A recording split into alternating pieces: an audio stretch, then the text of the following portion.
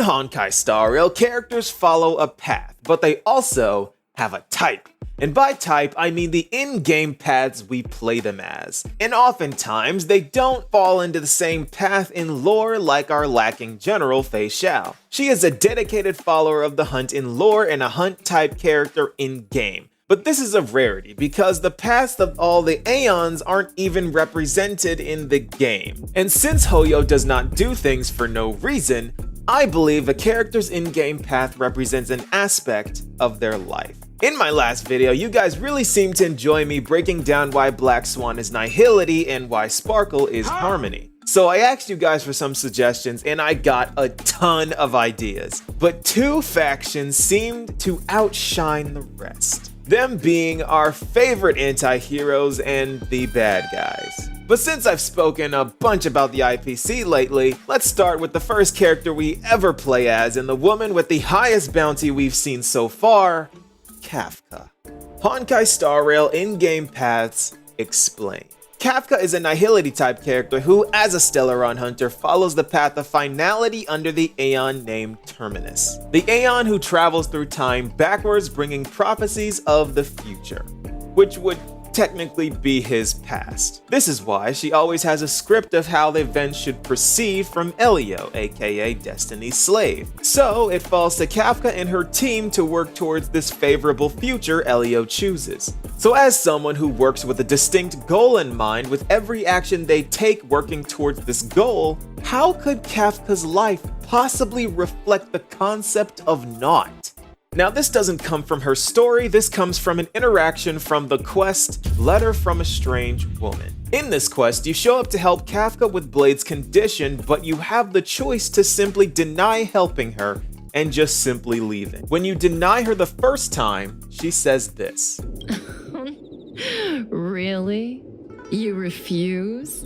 She believes that free will doesn't exist, and after she asks you multiple times, practically begging you to stay with her, including using some manipulation tactics, she says that it's not that I can't let it go, but she's having a sincerely difficult time processing your response. She even says, real choices never exist and have no meaning.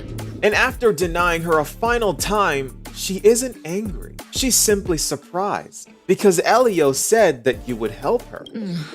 Elio said that you would help me. You defied Elio's script and demonstrated your free will, despite the fact that Elio convinced her that there is no free will in this world. She then defaults and proceeds to cope with your choice by claiming that there is a choice hidden in a long list of possibilities that Elio didn't bother telling her about. But she herself knows this is false because she reveals a faint glimmer of hope by saying, but if you think you have the right to choose, if you insist on this, and it comes from your heart, then maybe I'll be happy with the outcome. I hope you can rise above destiny, so that maybe one day, you will change me. This quest reveals everything. Kafka believes that free will doesn't exist, thus one's own actions don't matter. There is only destiny. There is only the script given by the Aeon who has already been where we're all going. Thus all else is naught. Kafka follows Terminus by adhering to Elio's script, believing that her own free will doesn't exist. Finality, Nihility. Okay, so that got a bit complicated, so let's talk about someone a bit more simple. He's already had a mention earlier, none other than the edgiest of them all, Blade. The destruction type finality path character who joined Kafka's team of Stellaron hunters after Firefly, which explains why his bounty is lower, but that's besides the point.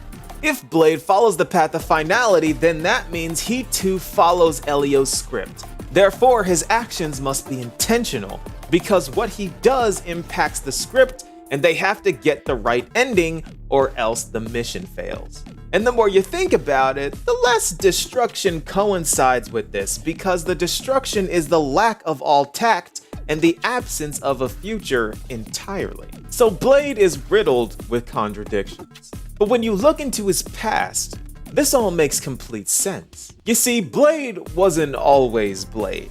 He started off as a child named Yingxing, a child who had his home world ravaged by Borisin and was taken in by General Huaiyan of the Zhuming, Yun Li's grandfather. And being there, he learned how to forge swords at a very young age and was deemed a prodigy. Years passed and he was admitted to the High Cloud Quintet along with Jing Liu, Bai Heng, Dan Feng, and Jing Yuan. And this was the last shred of peace this poor man would ever experience. Because after a brutal war against the Emanator of Abundance, Dan Feng convinced him to help in stealing the remaining power of the Abundance to allow Dan Feng to break the most cardinal sin on the Xianzhou, and at the same time infected Yingxing with the Mara. And it was at this moment that Yingxing became Blade. Because we already know that the Mara tears apart a person's mind and causes them to be incredibly violent and bloodthirsty. Kinda like Moon Rage, but for humans. So after this crime took place, Dan Feng was forced into reincarnation and Blade was exiled, swearing to kill Dan Feng even after he became Dan Heng. But he was also later found by Jing Liu, who for some reason taught him swordplay and killed him many times. Because she's Jing Liu. But he didn't die, of course, because he would just regenerate. He still felt every ounce of pain, of course, but simply couldn't die even though he had truly had enough of what life had to offer him. And to this day, he still chases Dan Heng in pursuit of a fruitless revenge that he will never succeed in. He is a broken man wielding a broken blade, and just like Kafka, his type and path coincide in a strange fusion. He works for the sake of Elio's script, hoping that he himself can find the ending of his own script.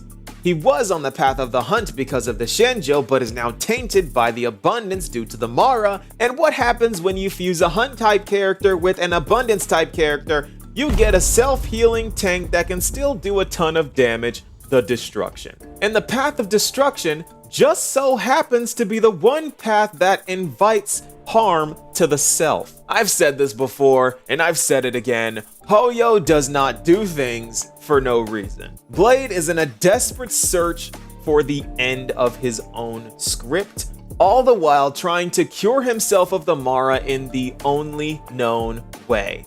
The same way Nanook, the Aeon of Destruction, wishes to cure this tainted universe. Finality, destruction.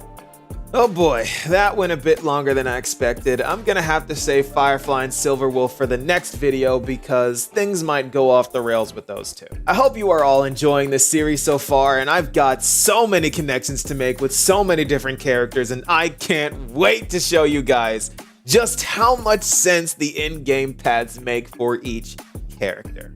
But what do you guys think? Be sure to let me know, and I'll see you all in the next video. Peace, y'all.